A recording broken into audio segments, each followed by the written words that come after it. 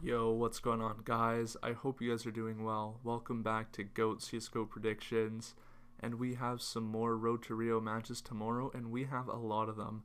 And so far, on the day yesterday or today, whatever day you're watching this video, we had a great day. We only lost Pro 100, and we actually just picked up the +1 on Godsent, and we got Copenhagen on the first map, the win. So off to a great start. If you guys are live in the Discord too, we got the FaZe clan to win 2-1, and that is looking solid as well. So we are off to a great start. Thank you guys for your support. Let's get right into these predictions. If you're new here, I'm the best in the game. Make sure you guys subscribe, join the community that we're building, and let's go. Forze versus Gambit youngsters. This one should be a pretty interesting matchup.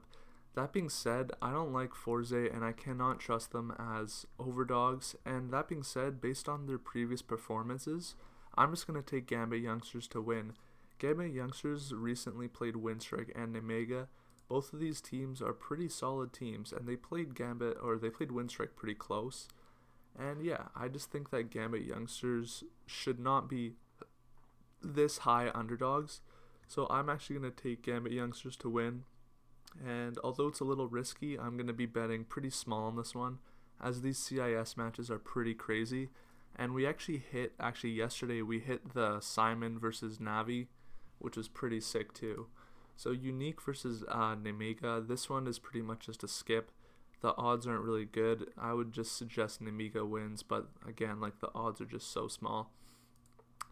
Winstrike versus Spirit. Now this one should be a banger of a match. Both these teams have been pretty dominant, and if I had to favor one team, it would be Spirit. But that being said, the map pool suggests that this is going to go over 2.5 maps. If you look here, Spirit are going to have a clear advantage on Dust 2 and Mirage if they pick that, and Winstrike as well. They can go to Overpass or Nuke or Train. They could take it to Vertigo even. Like, they have a really solid map pool. So I like over 2.5 maps, and this is going to be a pretty solid matchup. Dignitas versus Complexity. This matchup I actually favored Dignitas, and the reason being, Complexity hasn't actually looked super solid as of late. And if you look at their map pool, Dignitas' permaban is Mirage, and that is Complexity's best and most played map. So they right away they're at a disadvantage not being able to have that map. And yeah, Dignitas actually has looked pretty decent lately. Like, even when they played Astralis, it wasn't a complete blowout. On Train, they even took it to overtime. They had a pretty decent run there. So I'm actually really confident that Dignitas can actually upset and pick up a win here. Vitality versus Heretics. This is going to be like a French derby. And in my opinion, the way that the odds are, I'm just going to take Heretics plus 1.5 maps. And the reason being is I just don't trust Vitality at all. They got blown out by Ence, and I don't know, they pick up wins against Fnatic, they beat Dignitas. Like, they haven't looked super bad, but at the same time they haven't looked super good either. They're a little bit inconsistent. And that being said, in these French matchups, they're just way too random, so to speak, when two teams of the same country face off. So I'm just going to take Heretics plus 1.5. I feel it's a pretty safe bet. Ence versus Astralis.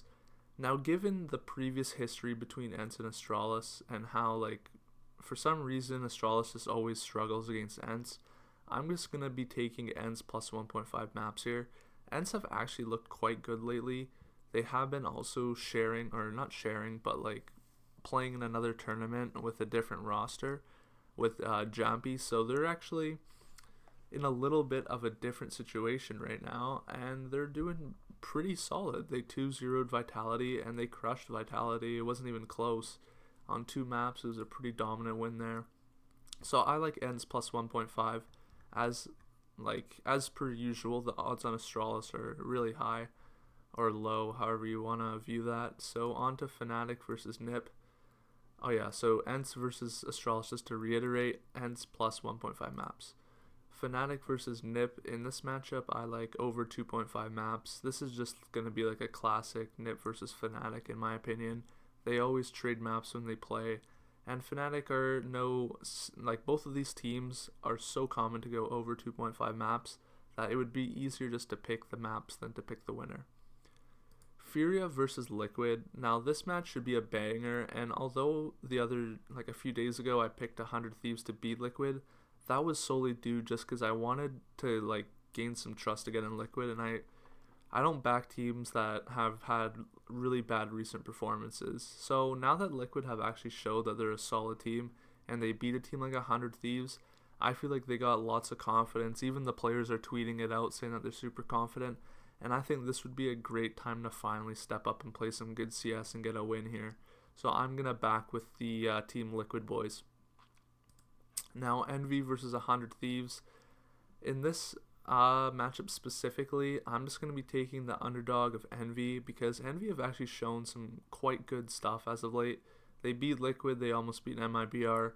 They beat Bad News Bears, they almost beat Cloud9. Like, not great results, obviously. But when we look at the map pool here of Envy, their permaban is Vertigo, and that is 100 Thieves' best map as of late. And 100 Thieves like Nuke, but the problem is that if they want to pick Nuke, that is Envy's literally their best map. And if they want to pick something like Train or Dust 2 or something like that, Envy is really capable on those maps as well. And yeah, as you can see here, 100 Thieves have never won a Mirage game, so they're going to be really finding a difficult route in the map pool. So I actually favor Envy just because of the map pool, and I'm going to be taking them in a small bet.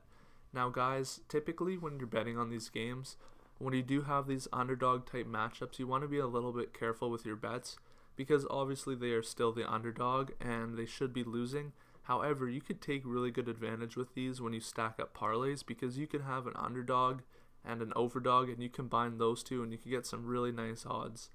So for example, just because a few of you asked, now the video has ended, but this is just some extra tips because I know a few of you have asked.